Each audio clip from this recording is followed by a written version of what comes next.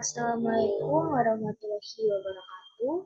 Perkenalkan, nama saya Anggi Anggraini dengan NIM 20105244 Di sini akan mempresentasikan mengenai konsep sistem thinking sebagai UAS dalam mata kuliah organisasi belajar.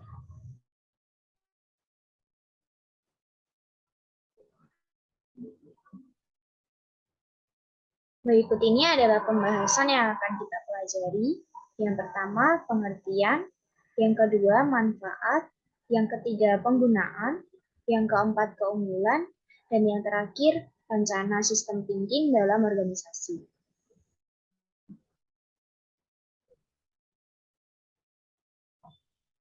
Yang pertama, pengertian dari sistem thinking itu sendiri merupakan cara memandang sesuatu sebagai keseluruhan di mana bagian-bagiannya saling berhubungan.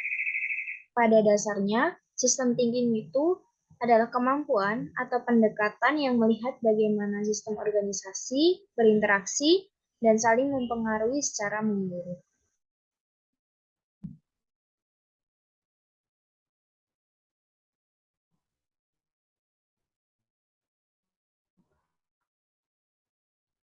Yang kedua adalah manfaat dari sistem thinking itu sendiri, ada 4.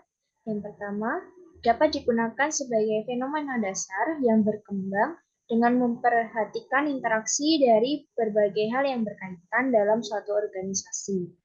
Dan yang kedua, penyelesaian masalah dalam suatu organisasi dilakukan dengan pendekatan antar disiplin yang bekerja sama secara sinergis sebagai pemecah masalah.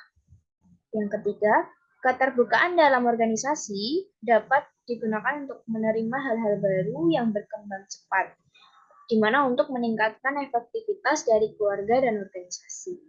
Dan yang keempat, dalam suatu organisasi sendiri, sistem thinking dapat bekerja sebagai tim untuk menangani proyek besar yang memerlukan suatu visi, misi, dan strategi yang sama untuk diterapkan menurut keahlian masing-masing.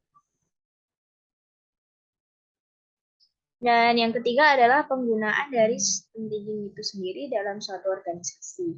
Yang pertama, metode sistem thinking diterapkan untuk menghubungkan elemen-elemen sistem yang menjadi kesatuan untuk mencapai tujuan dari suatu organisasi.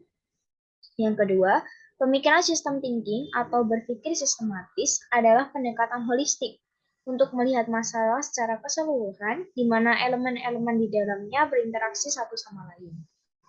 Karakteristik utama dari pemikiran sistematis sendiri adalah pendekatan holistik yang menghadapi kompleksitas. Pemahaman holistik inilah yang dapat menginformasikan keberhasilan pemimpin karena berhubungan tentang dinamika dan perilaku serta peran yang dimiliki organisasi dalam bidang sosial dan ekonomi serta lingkungan. Selanjutnya, pemikiran sistematis atau system thinking melibatkan 3 kritik konsep. Yang pertama, perbaikan, yang kedua, kesadaran kritis, dan yang ketiga, pluralisme metodologis, atau menggunakan berbagai intervensi secara konstruktif. Nah, selanjutnya ada contoh penggunaan sistem thinking dalam suatu fenomena, di mana di sini dicontohkan dari kondisi COVID-19. Di mana pada tahun 2019 dunia mengalami krisis global dengan adanya virus corona yang ditemukan di Cina dan kemudian menyebar di seluruh negara. Di mana hal itu mengubah berbagai tatanan aktivitas atau kegiatan masyarakat. Sehingga pemerintah melakukan pembatasan sosial agar penyebaran virus tidak berkelanjutan. Untuk itu, dalam dunia bisnis dan ekonomi misalnya, diberlakukan kebijakan WFH atau work from home, di mana pekerja dapat melakukan pekerjaan dari rumah. Seperti itu.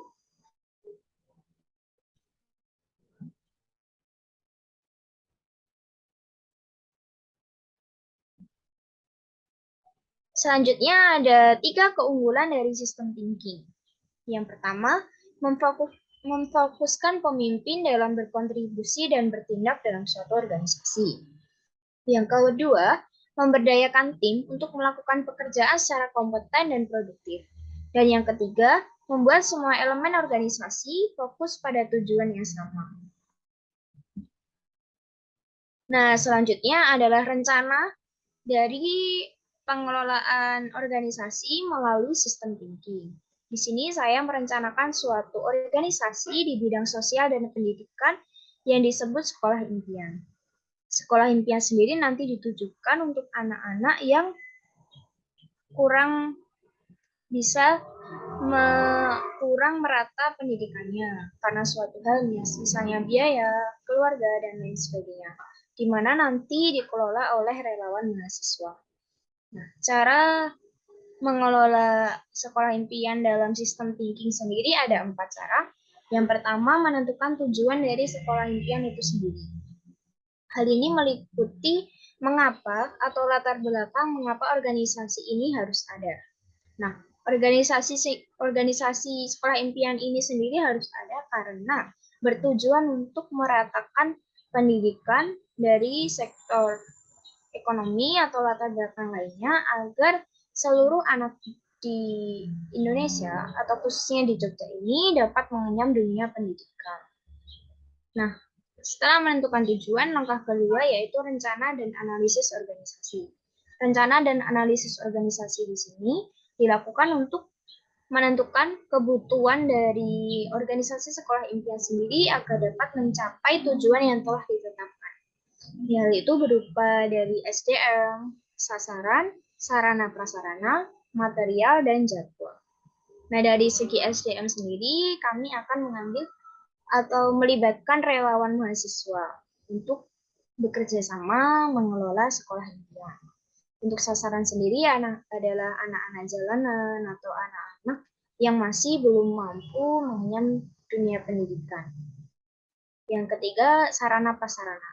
Nah, di sini kami juga melibatkan masyarakat luas atau LSM untuk memberikan tempat ataupun peralatan sekolah sebagai bentuk donasi berdirinya sekolah impian.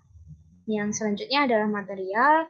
Di sini kami juga nanti akan melakukan wirausaha kecil agar agar kebutuhan biaya sekolah impian terpenuhi. Dan yang terakhir itu jadwal, di mana ini akan melibatkan kurikulum, di mana akan membuat jadwal sesuai dengan kompetensi dasar masing-masing anak. Selanjutnya yaitu mengelola organisasi. Karena di tahap selanjutnya sudah menentukan jadwal yang disesuaikan dengan kurikulum, maka yang di langkah ini adalah menjalankan organisasi sekolah impian sesuai timeline yang sudah direncanakan. Rencananya kami akan mengadakan sekolah impian ini setiap sore di hari Sabtu atau Minggu untuk anak-anak. Lalu selanjutnya adalah evaluasi. Hal ini meliputi review kinerja, di mana dalam pengelolaan ataupun perencanaan tentunya akan ada kekurangan sendiri. Maka diadakan evaluasi agar ditemukan solusi atau inovasi untuk kelanjutan dari sekolah impian lebih baik lagi.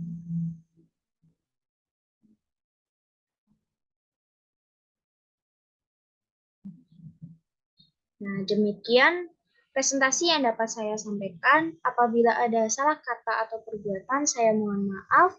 Saya akhiri. Wassalamualaikum warahmatullahi wabarakatuh.